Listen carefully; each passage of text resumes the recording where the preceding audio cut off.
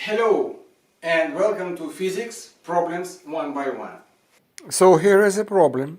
As always, read it, maybe once, maybe twice, and then pause the video and try to solve it yourself. Today we continue with Math for Physics Algebra, and I will devote several clips to quadratic equation, quadratic function, parabolas, everything, because this is probably also that's needed for understanding of physics. And in fact, I already touched a lot of this when I was talking about kinematics, and I will be talking more, and I think it would give you a good understanding. Maybe you already know all of this, then skip it. But if you're not very fluent with parabolas and quadratic equations, that may be helpful to you.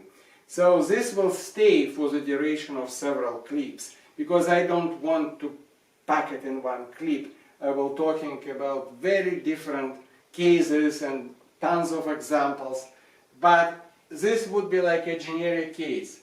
Y over x, ax squared plus bx plus c. And all you have to remember is that a, b, and c is always known. It's just generic form, but it would be a equal 5, b equal 1, c equal minus 10, or any other number that would be here instead. But in generic form, this is this, and this is called function y depending of x. How y depending of x can be anything. A, b, c is fixed numbers, and when x changes, y changes. And so this is a function.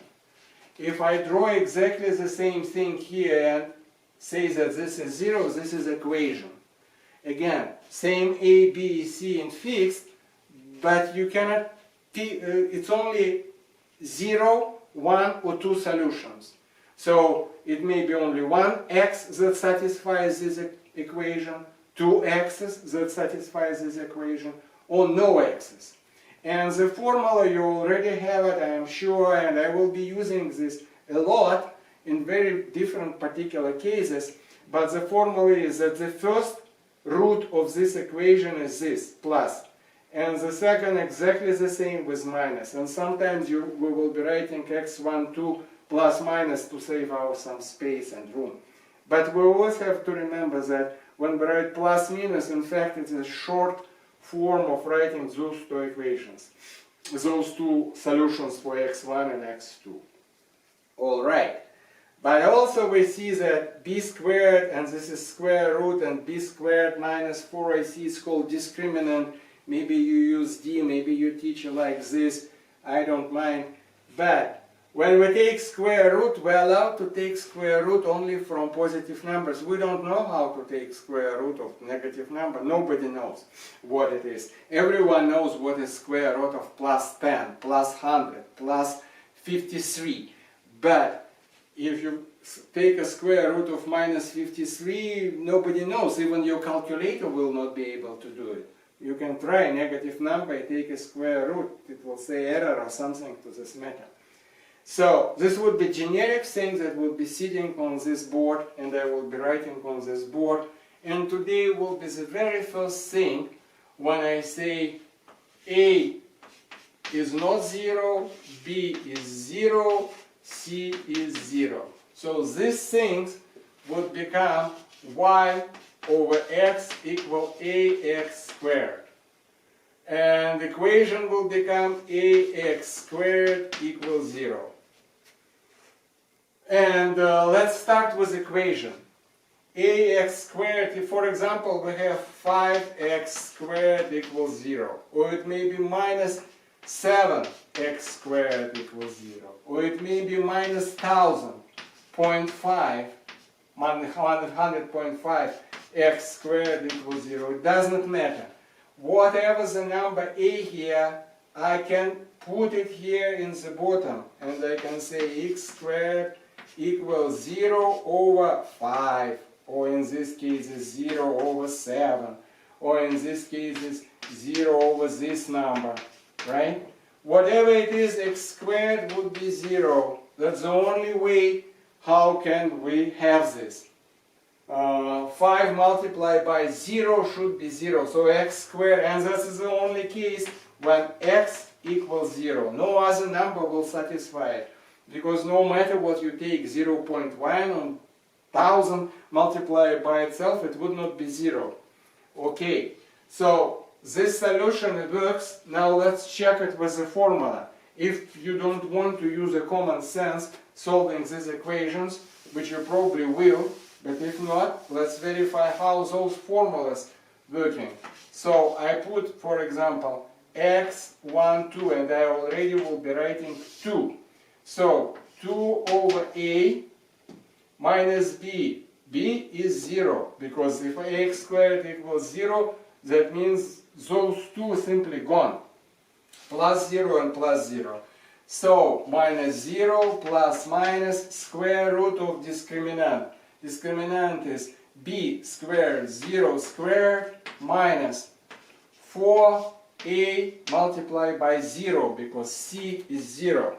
So it all becomes 0 plus minus square root of 0.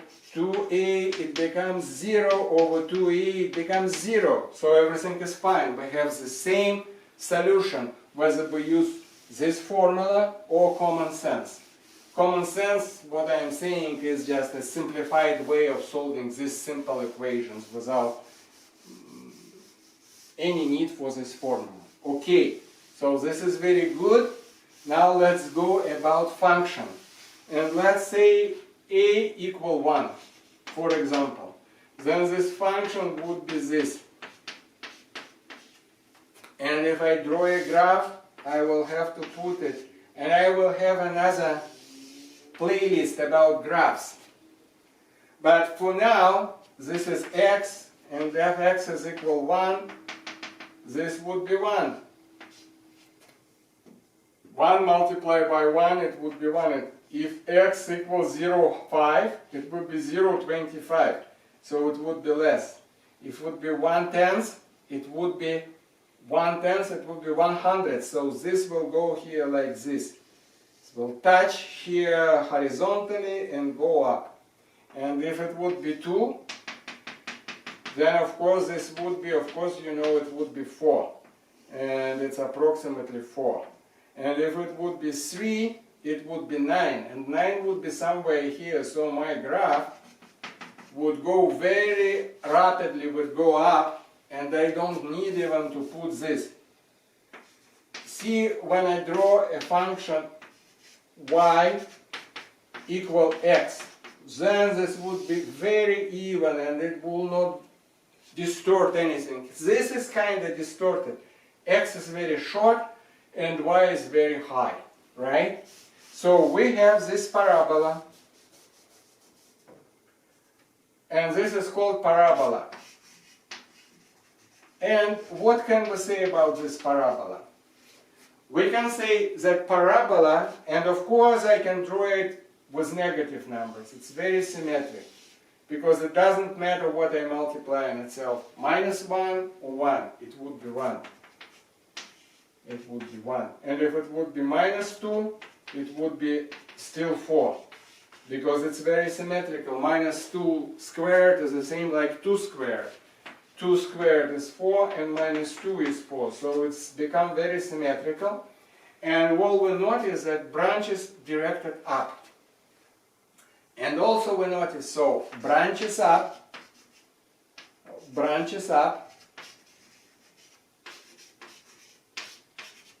and the apex at 0. Apex is 0, branches up. And that's all we can say.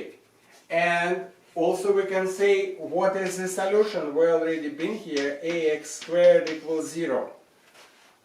Imagine how I solve graphically this solution. I say ax squared equals 0. I draw here the line x equals 0, and this will be it. Let's say I'm solving equation when it's not 0, but let's go to the numbers. I'm solving x squared equal 4. Then I draw this function x equal 4. This is a straight line, horizontal, and every point on this line has, x squared, y equal 4, sorry. X of course is changing, but y equal 4. So I say y equal x squared and x squared equal 4.